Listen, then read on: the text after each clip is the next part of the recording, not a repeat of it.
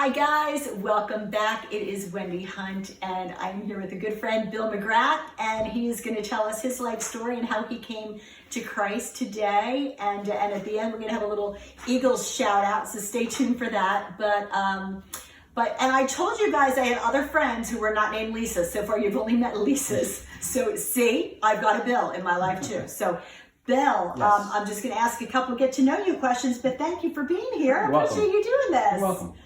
So just, if you were to introduce yourself, to describe yourself in maybe a couple sentences, what would you say? Well, again, my name is Bill McGrath. Describe myself, if I was introducing, I would just say I'm married to a beautiful woman, Heather, and I have 3 kids. So I'm a father, a husband, and again, I'm a Christ follower. So that's really why I'm here, just to be able to pass on and kind of project the gospel out there to everybody else. Awesome, that's great. Yeah, you get kudos for that with your wife later. What is your favorite food?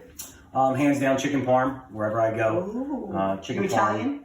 No, No, Irish. you just love. Oh, you're. I Irish. think you're Irish, just like yeah. my hubby. Yeah, Okay, so. cool. Coffee or tea, and how do you like it? Neither, no coffee, no tea. Really? No, I get my energy Hot from... chocolate? No, well, hot chocolate's okay. All right, But like, okay. caffeine would be from energy drinks, which are bad, but no coffee, no tea. Love the smell of coffee, can't stand Oh the my taste. gosh, there is a place when you're driving down 295, yes, a coffee roastery, and like, oh my gosh, the Melita plant, Mm-hmm. Melita factory. I roll down my windows and breathe in very deeply. So favorite vacation spot, and who do you like to go with? Well, I'm going to have to again go with my wife, going That's on a good vacations choice. anywhere in the Caribbean, but Jamaica, Negril, the West Coast, and mainly for the sunsets. Nice. And the people of Jamaica are amazing, so that's my happy place, Negril, Jamaica. Oh, that's awesome. We're Caribbean or Caribbean? Help me out here. You can say it however you want, I guess. Kind of like Caribbean. Appalachian, kind of one of those deals. Like Caribbean. That's our happy spot too. So I'm with you there. Favorite scripture verse and why? Favorite scripture verse, now it just went out of my head, but it's Philippians 4:13, which is I can do all things through Christ who strengthens me. I go into prisons to play softball.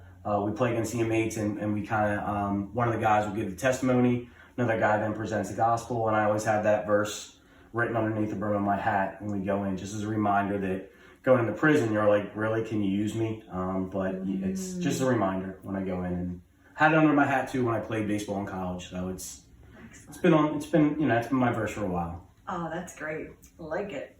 All right. Favorite book to read other than the Bible and why? Again, back to the Caribbean or Caribbean theme. Jimmy Buffett's, anything by Jimmy Buffett, but Where's Joe Merchant? Great book, and even his documentaries or his biographies to read on vacation in the Caribbean is Nice. That much better. I'm going to have to check that book out.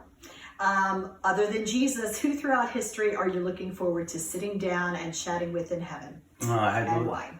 Again, it's one is a spiritual one, would be Paul, the Apostle Paul, just to talk to him about his conversion from persecuting the Christians to just being pretty much the author of most of the New Testament.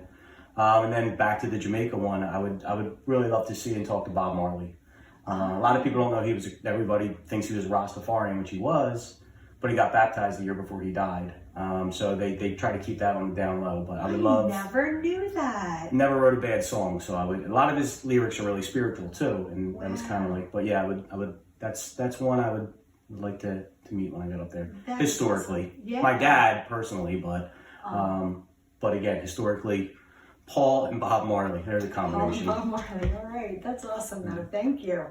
All right, and now, Bill, if you could just share with us how you came to know the Lord, what events in your life led up to that, and then tell us about life thereafter. We want to hear the history of Bill McGrath. All right. I guess the history, a little bit of my time before knowing the Lord, how I came to the Lord, and how that's changed me. Growing up, I was only child. People say I was spoiled, but I don't like to say I was spoiled. But everything came real easy to me, athletically. So I grew up in kind of like an athletic kind of home, and everything came real easy. And I think, figured out I could do everything on my own. So whatever I did athletically, I didn't, I don't want to say succeed, but I was gifted at it. So it was one of those things where everything I thought I could do on my own, and I didn't depend on anybody. So, I mean, I went to church, grew up Catholic, but it was times to just kind of like go into church. It was because my mom and dad went to church and it was just to go. Expected to go, but it wasn't that relationship. It was more of a duty to go to church, go to confession, to go to communion and those things. So that was really me growing up, just more of a selfish person. Didn't want to rely on anybody, but again, kept everybody at arm's length. When I found the Lord, or when my life changed, it was, I met my wife, who I'm taking to Jamaica, started going to church with her. She went to a different church, and I never went to a church like this before. We went one time, and when I went with her, there was like guitars and drums on the stage, and I was like, this is church. So there was something to it that kind of drew me there, and I just started going there, and I enjoyed it. It was the first time I think I went to church.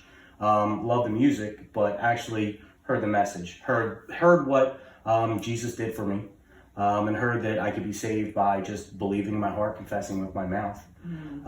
So again, it was like, at that point, I still didn't really give my life over to Christ. It was probably about a year after I was dating my wife, Heather.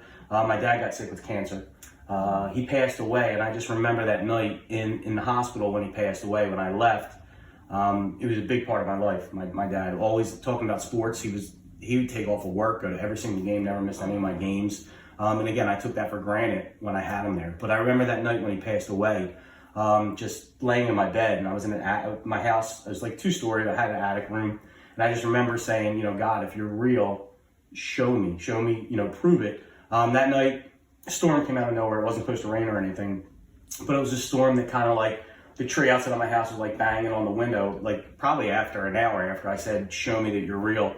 And that's the moment I kind of got down and off my bed on my knees, and I just that's when I gave my life to Jesus. So how old were you, Bill? I was 18. 18. Yeah, still 18. So it was my freshman year in college. So I was playing baseball in college.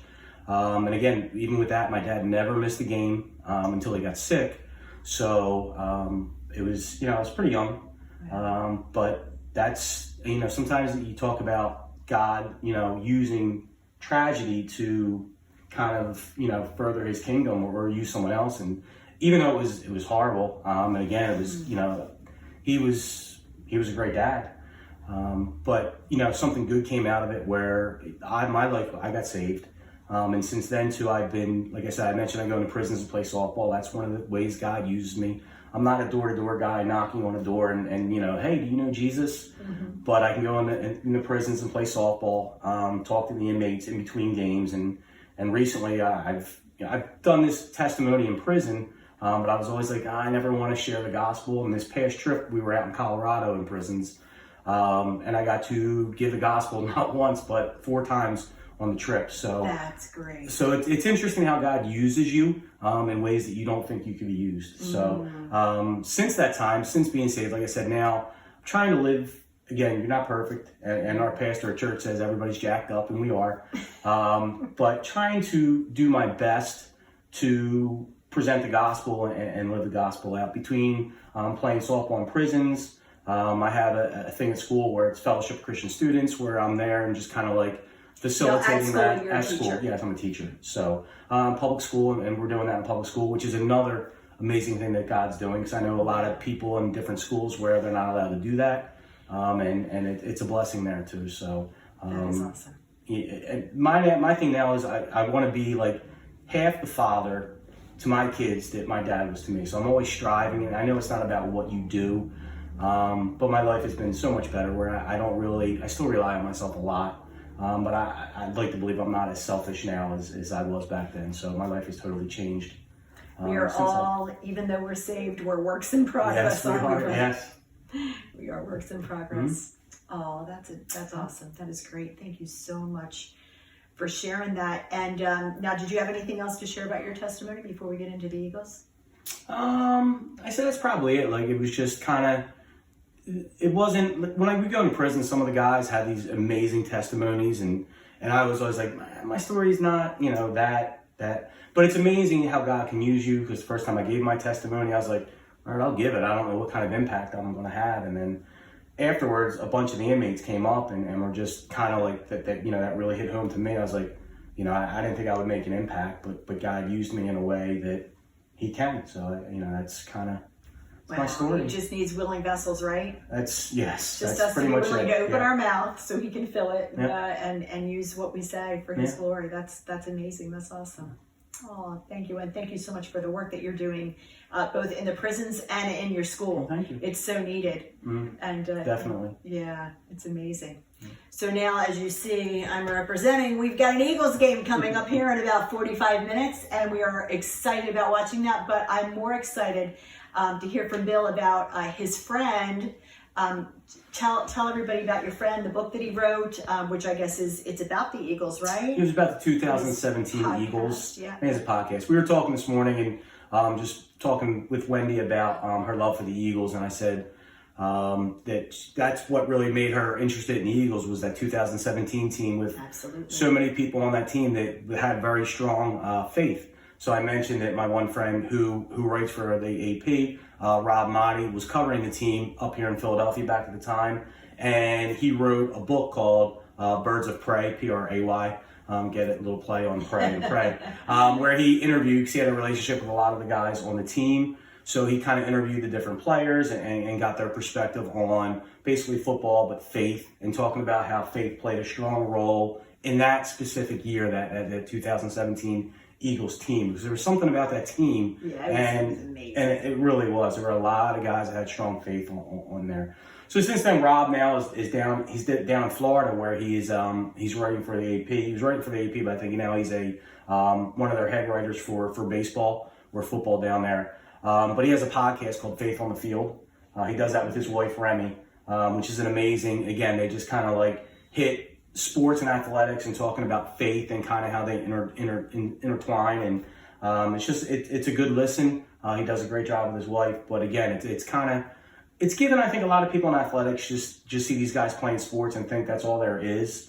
But there's a lot more deeper level to that. There's a lot of people out there that play sports that have that faith and use that as their background and kind of give praise to God. I mean, Tim Tebow was one for me that kind of started with the Philippians verse. So it's just, he does a good job. So it's really good. That's excellent. Yeah, and our kids today need good Christian role models, especially men. Yeah.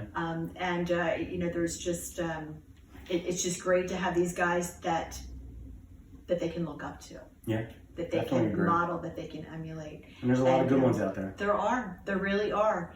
And now Jalen Hurts, right? Yes. Jalen Hurts is Jalen Hurts is, yes, he is, and he's really good. He's strong in his faith. Always has been. That's wonderful. He's very humble about it too, which is something I think that's important today too.